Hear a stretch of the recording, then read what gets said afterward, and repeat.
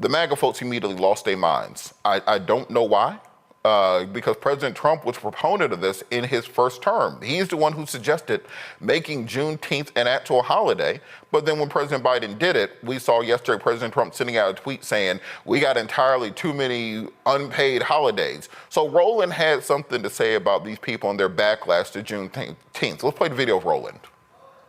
All right, folks, I am here in St. Louis County today giving a Juneteenth speech to the Jubilee Project here. But there were some things that I needed to say that I could not wait until Monday when it comes to what we have seen in the past 24 hours as this nation has commemorated and celebrated Juneteenth as a federal holiday. If you want to understand how anti-Black Donald Trump and his administration is, and MAGA is, all you have to do is look at what took place yesterday. So first and foremost, at the White House, Donald Trump's chief liar, White House spokeswoman, Carolyn Leavitt, was asked the question by the reporters what Trump was doing or were they going to do anything when it came to Juneteenth. This is how she responded. Juneteenth, does the president plan to commemorate the holiday today or make any comment on it? I'm not tracking his signature on a proclamation today. I know this is a federal holiday. I want to thank all of you for showing up to work. We are certainly here. We're working 24/7 right now. Nikki, go ahead. Actually, that was my question. Will he plan to mark Juneteenth in any way, either today or with an event later on, maybe next week? Sure. I just answered that question for you. Okay, so you sat there and you heard her response.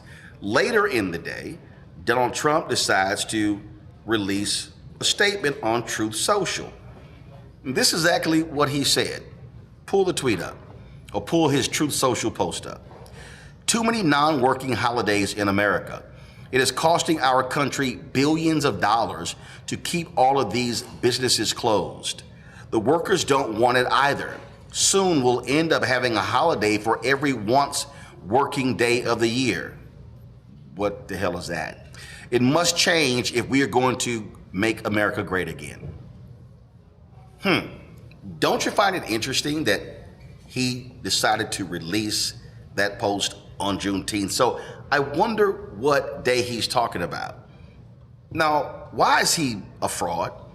Because this is the same Donald Trump. Remember that trash plan he released, his so-called platinum plan? I called it a tinfoil plan. What was in that plan? Pull it up. Look at what it says right here. Make Juneteenth a national holiday. So what does that tell you? We knew he was a liar. We knew he wasn't serious about that plan. We knew it was a joke and we called it out. And you see the result of us calling it out. And this is who these people are. They are beyond despicable. And so let's take Charlie Kirk, okay? Trump, one of Trump's biggest supporters, Turning Point USA. So Charlie Kirk he was on a rampage yesterday. First of all, this is the same person who has been against us celebrating Dr. King's birthday as a federal holiday. So he decided to trash Juneteenth over and over and over again. He made a series of tweets that I want you to understand, where he said that first and foremost, his Turning Point USA, they are not going to be celebrating Juneteenth. Then check this out. He posted this right here. Y'all gonna get a kick out of this one. This tweet, he goes, remember, the holiday being observed today is not simply Juneteenth. The official name of this holiday, as declared in the 54-word bill Congress passed to create this holiday in 2021, is Juneteenth, National Independence Day. It's a bizarre name. The original Juneteenth had nothing to do with national independence. It was about the emancipation of slaves in Texas. You still are a liar. The real reason it's called that is because our real Independence Day is just 2 weeks later. The goal of the Juneteenth holiday is to displace the unifying importance of the 4th of July and to replace America's racist founding with a new one that places DEI and left-wing race politics at the center of our national myth. That is why Turning Point will never observe this holiday. America has one Independence Day for all Americans. It's July 4th and always will be. Really? I find that to be really interesting, Charlie Kirk. And then again, there were numerous other tweets that he posted trashing Juneteenth. For instance, he had another tweet, Juneteenth should not be a federal holiday. Okay, he sent that tweet out as well. Okay, then let's see, was there another one? Let's see right here. There may have been another one. And no, that's it. So there you go. Okay, so that was his position on Juneteenth. Let's go back to the same Charlie Kirk when Republicans were in charge. He sent this tweet out on June 19, 2020. Today is Juneteenth, celebrating the end of slavery in the United States. Now, Charlie Kirk is a college dropout. He has no idea what the hell he's talking about. And I'm gonna get to that a little bit later. He goes, this was made possible thanks to Republican President Abraham Lincoln. Today, Democrats are fighting to tear down his statue. Oh, so you liked Juneteenth when Trump was there, but you don't like the fact now that it was President Joe Biden that signed it into law for Juneteenth to become a federal holiday. Well, let's just keep in mind, you can blame Kentucky Senator Rand Paul because he was the one who stopped it, the unanimous consent for that happening. But let's go to another tweet from Charlie Kirk. He posted after that one, Senate Republicans are introducing legislation to make Juneteenth a federal holiday. Barack Obama and Joe Biden were in the White House for 8 years. Why didn't they ever do it? I find that to be fascinating. So Charlie Kirk, 5 years ago, was lauding Republicans on Juneteenth, but now all of a sudden, Juneteenth is a horrible holiday and it should not be celebrated. I got you. So let me now deal with this idea of history, because this has been driving me crazy. And Charlie Kirk's ignorance is showing right there, okay? And in fact, I was looking at some tweets earlier from conservative Eric Erickson, a radio talk show host out of Georgia. And Eric's a very smart guy. He's a lawyer, he's very smart. But being smart doesn't mean you actually know what the hell you're talking about. And Eric really has no idea what the hell he's talking about when it comes to Juneteenth and history and facts and things along those lines. So I was traveling today and I saw this and I went, dude, you really need to go to a real history class. Because see, part of the problem here is white his story, but it's not actually real history, okay? So I'm looking at this. So this is what Eric Erickson tweets. He said, I'm fine with Juneteenth as a holiday. I find the history fascinating. It's nice to have a holiday besides Memorial Day to honor the end of the Civil War. But it is not Independence Day, and we should make sure those who co-opted to undermine July 4th are not successful.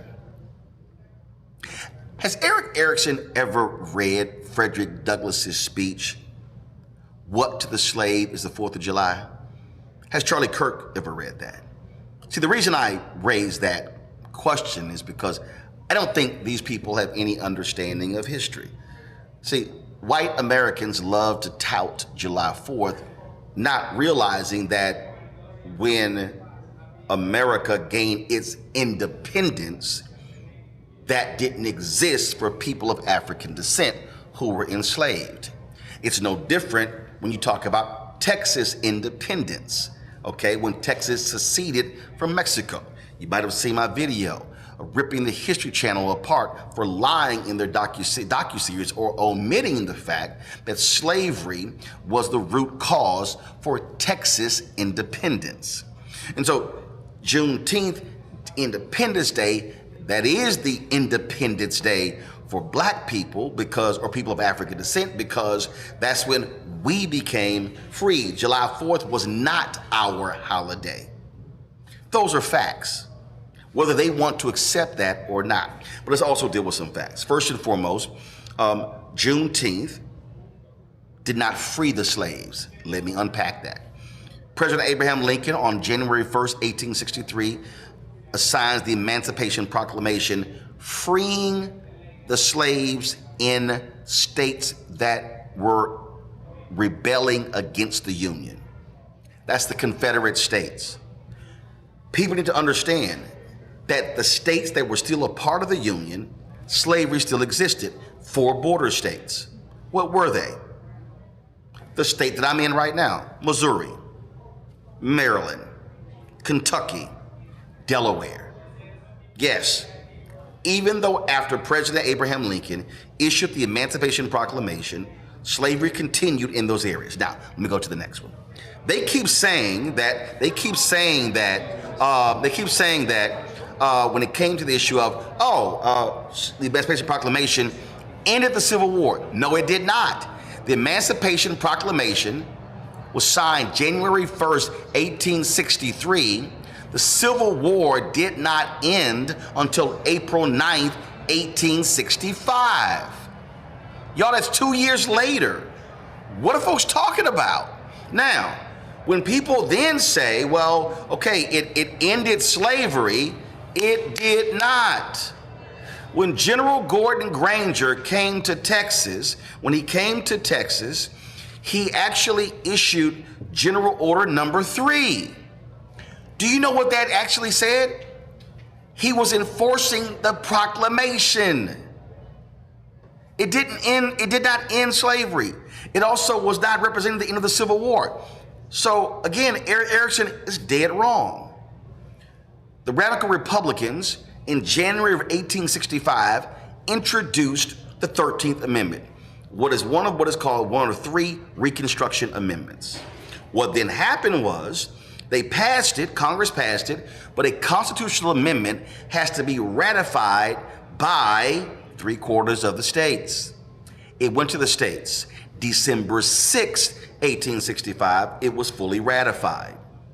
Then it was accepted on December 18th, 1865, thus becoming law. But that ended chattel slavery. It did not end slavery. If you read the 13th Amendment, the language is still there in the 13th Amendment. Slavery still exists in the United States. And again, if you just read the language, it says the U.S. So again, this is what it says: neither slavery nor involuntary servitude, except as a punishment for crime whereof the party shall have been duly convicted, shall exist within the United States or any place subject to their jurisdiction. These are the facts. And so these white conservatives, they've never cared about discussing slavery. They've never cared talking about the impact of slavery. They don't care. So the Eric Ericksons of the world want to switch this and, oh no, Juneteenth is a celebration of the end of the Civil War, which is a lie.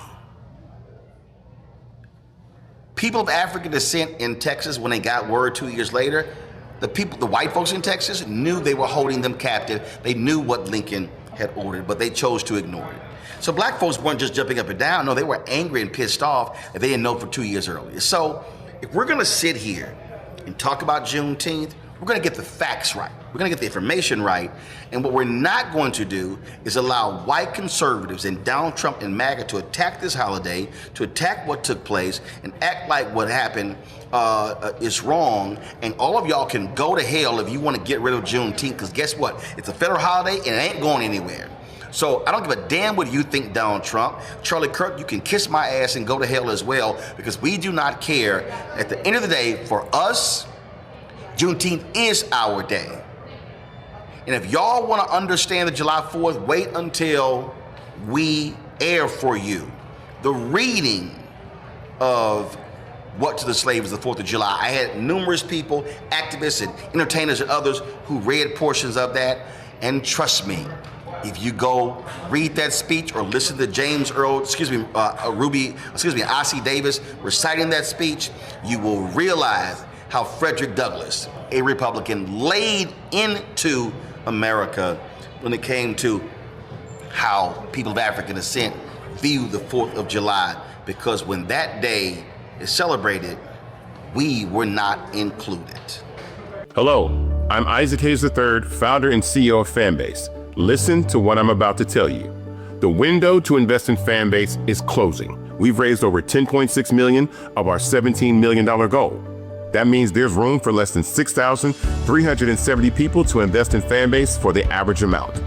The minimum to invest in Fanbase right now is $399. That makes you an owner in Fanbase today.